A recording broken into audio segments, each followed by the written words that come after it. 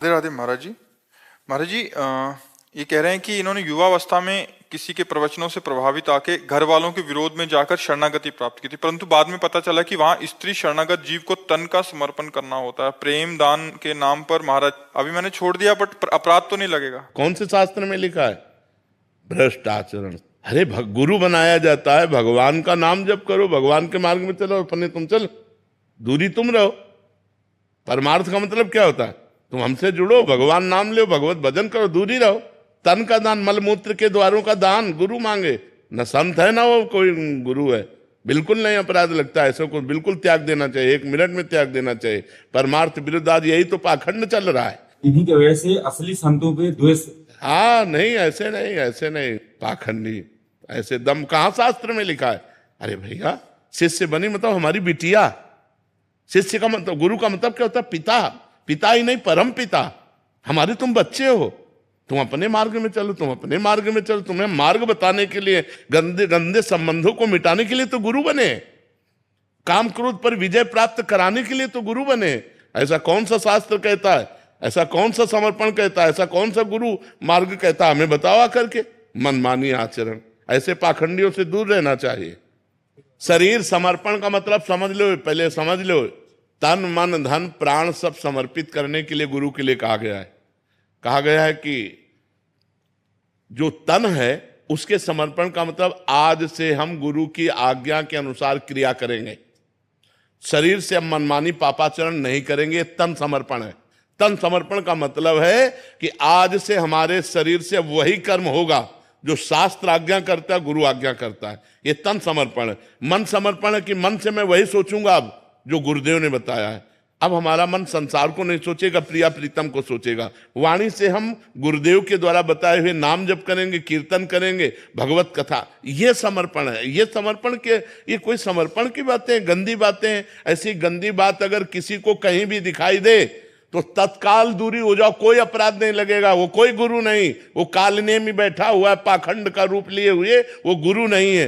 गुरु वही है जो असत मार्ग से हटाकर सत मार्ग में लगावे, जो गंदी बातों से हटाकर तुम्हें अच्छी बातों में लगावे। जब गुरु से तुम कहो कि महाराज मेरे अंदर गंदी बात आ रही, तब उतनी सामर्थ्य उसके हो कि वो तुम्हारी गंदी बात हटाने की बात कह के तुम्हें सतमार्ग में चढ़ाए, ना कि गंदी बात सुनकर तुम्हारा शोषण कर ले। वो गुरु नहीं, वो पाखंडी है, वो नाटकी है, वो मायावी है। ऐसे लोगों से दूर रहना चाहिए। ऐसा सतमार्ग नहीं होता। महाराज जी, गुरु सही हो और शिष्य कोई विद्रोह करे तो गुरु का कोई फर्क नहीं पड़ सकता। उस शिष्य का विरोध महाराज जी हम सांसारिक लोग कर सकते हैं, जो शिष्य गुरु का विरोध करते अपने आप वो बुझ जाएंगे, विरोध करने की जरूरत ही नहीं होती। आकाश में कोई थूक कर गंदा करना चाहे, मुंह अपना करेगा? बिल्कुल नहीं। देखो, संतों की निंदा लोग करते हैं, बड़े बड़े संतों की निंदा होती, वो निंदा करके अपना नाश कर लेते। संतों को कुछ होता है क्या? तो फिर हमें इस बातों पर नहीं डरना चाहिए। विरोध करने की जरूरत है। वो जो कर रहा है वही उसको नष्ट कर देगा। वो जो निंदा कर रहा है वो कर्म ही ऐसा कर रहा है, वो स्वयं नष्ट हो जाएगा। देखो, सच्चाई में एक तुमको बात बताएं, छाती में एक बल होता है। छाती में एक बल होता है। अगर हम गलत है ना तो फिर हमें डर लग जाएगी। अगर सच्चाई है तो कोई भी। देखो, गलती किसी से भी हो सकती है। गलती होना, हम इस बात में क्यों नाराज हुए? ये गलती नहीं है, ये गलत आचरणों का प्रचार प्रसार है।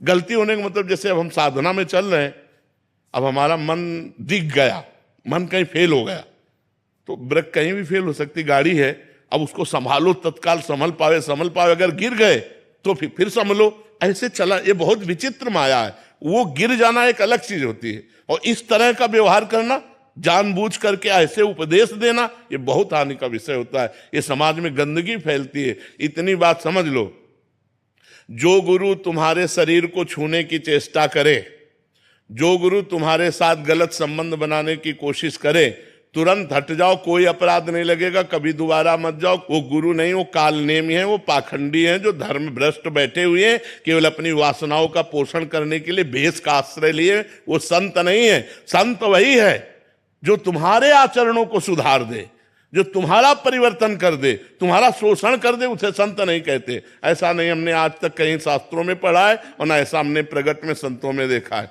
ऐसे माताएं बहनें बहू बेटियां सब जाती हैं तो बिल्कुल संत भगवान की तरह होते हैं। कहीं भी किसी भी बहू बेटी के पास बैठे तो कभी संशय थोड़ी होता था, नहीं, ऐसे कभी आचरण नहीं सुने गए। ये सब नए नए जो अपनी वासनाओं की पूर्ति के लिए भेष बना लेते हैं पाखंड में, वही लोग ऐसा करते हैं। सच्चे मार्ग का पथिक संत ते होए न कारज हानि, भूल न देह कुमारग पाऊं, संतों के लिए लिखा है। ऊसर बरसई तृण नहीं जामा, संत हृदय जिम उपज न कामा। सच्चे गुरु की और सच्चे संत की पहचान क्या है महाराज? जिनके पास जाने से भगवान का स्मरण होने लगे और सब आचरणों में सुधार होने लगे, बिना किसी प्रयास के सब आचरणों में सुधार होने लगे, सच्चे संत की ये पहचान है। बिना किसी प्रयास के अनायास आप गंदे आचरणों को छोड़ते चले जा रहे हैं और आप उनके प्रभाव से बढ़ते चले जा रहे हैं अध्यात्म में। ये संतों का प्रभाव होता है, तभी संतों को भगवान से भी अधिक कर माना गया है। मोरे मन प्रभु अस विश्वासा, राम ते अधिक राम करदास। बाहरी किन्हीं लक्षणों से नहीं पहचान सकते? बाहरी लक्षणों से तो नहीं पहचाना जा सकता, क्योंकि बाहरी लक्षणों में नौटंकी नाटक में भी 2 घंटे के लिए जो साधु बनता है तो बहुत